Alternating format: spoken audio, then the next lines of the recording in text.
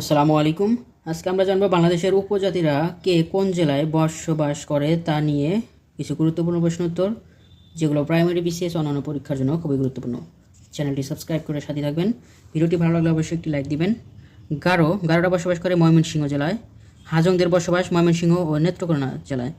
চাকমারা বসবাস করে রাঙ্গামাটি, খাগড়াছড়ি, বান্দরবন এবং কক্সবাজার জেলায় চাকমাদের বসবাস।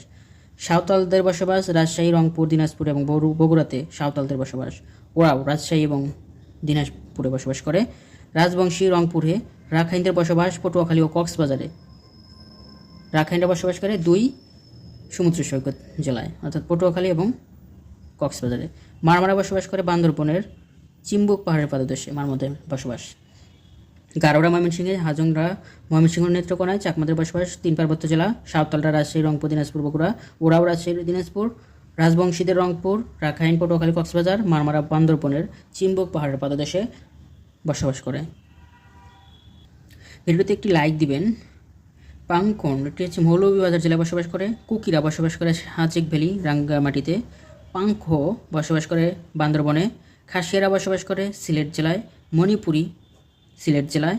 ত্রিপুরা বসবাস করে পার্বত্য চট্টগ্রামে। লুসাই বসবাস করে পার্বত্য চট্টগ্রামে। খুমি বসবাস করে বান্দরবনে। চাকরা বসবাস করে বান্দরবনে। তঞ্জঙ্গা রাঙ্গামাটি, বান্দরবন, খাগড়াছড়িতে বসবাস করে। মুরংরা বসবাস করে বান্দরবনের গভীর অরণ্যে। বনযোগী তারা বসবাস করে বান্দরবনের গভীর অরণ্যে।